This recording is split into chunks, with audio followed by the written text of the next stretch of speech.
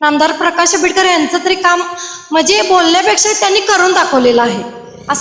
आरोग्य सेवा पण आपल्या इथं चालूच आहे. अजून त्याच्यात कोणतं म्हणजे चांगल्या आरोग्य सेवा कशा मिळतील याच्यासाठी आम्ही प्रयत्न करू.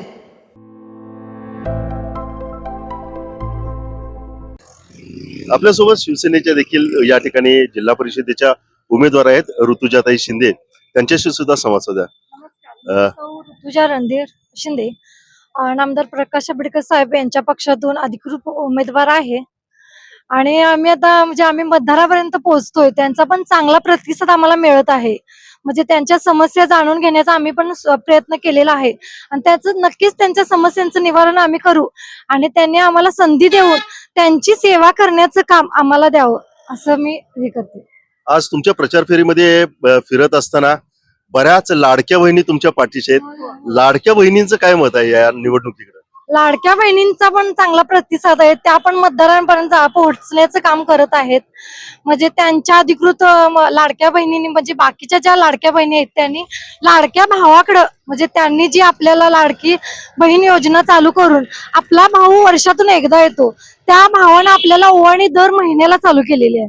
त्यामुळं लाडक्या बहिणींनी ती आपली ओवाळणी समजून त्यांना आपला परत भावाला चांगला प्रतिसाद द्यावा ही विनंती करते मी.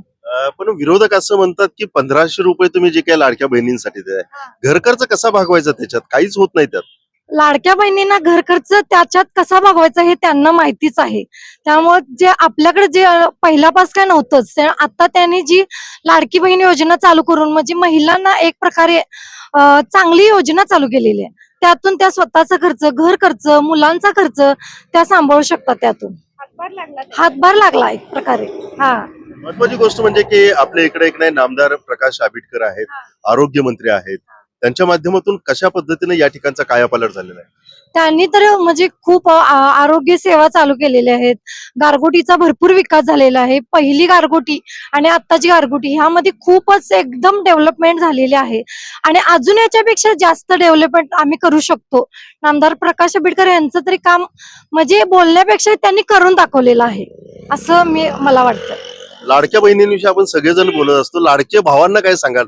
त्यांच्यासाठी काही योजना आहेत? म्हणजे आता नामदार प्रकाश आंबेडकर आरोग्य मंत्री आहेत, चंद्रकांत दादा आपल्या पाठीशी आहेत, तर या युवकांसाठी तरुणांसाठी काही काम असणार आहेत का? कशा पद्धतीचा विकासाचा अजेंडा तुम्ही घेऊन निघालाय? लाडक्या भावांसाठी पण आहे, कामाचा अजेंडा आहे. आता म्हणजे नामदार प्रकाश आंबेडकर यांनी बाकीच्या भरपूर योजना त्यांनी राबवल्या आहेत. लाडक्या भावांच्यासाठी पण, लाडक्या बहिणींच्यासाठी जसं आहेत तशाच लाडक्या भावांच्यासाठी पण भरपूर योजना त्यांनी राबवल्या आहेत. त्यांनी भरपूर गारगोटीचा विकास करून गारगोटीतील युवतींना रोजगार मिळवण्याची संधी वगैरे करून दिलेल्या आहेत. एक शेवटचा प्रश्न, आपण दोघीही महिला उमेदवार आहात, त्याच्यामुळे महिलांचे एक दोन प्रामुख्याचे प्रश्न असतात. एक आरोग्याचा प्रश्न आणि दुसरं नळाला पाणी कधी येणार. काय सांगाल तुम्ही?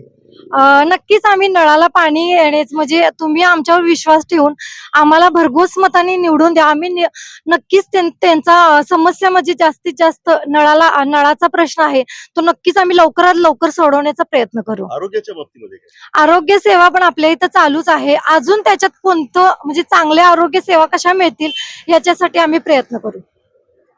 तर एकंदरीतच विकासाचा मुद्दा घेऊन, विकासाचा अजेंडा घेऊन आम्ही मतदारांच्या पर्यंत पोहोचत आहोत.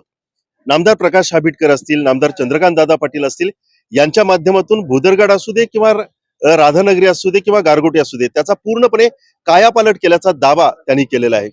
आता या उमेदवारांनी केलेला दावा मतदारांना कितपत रुचणार या सगळ्या प्रश्नांचं उत्तर हे आपल्याला उद्याच्या 7 तारखेला कळून येणार आहे. पण तुर्तास तरी या ठिकाणी शिवसेनेच्या माध्यमातून आणि भारतीय जनता पक्षाच्या माध्यमातून महायुती म्हणून लढत असताना प्रचारामध्ये आघाडी घेतल्याचं चित्र आपल्याला या परिसरामध्ये दिसून येते.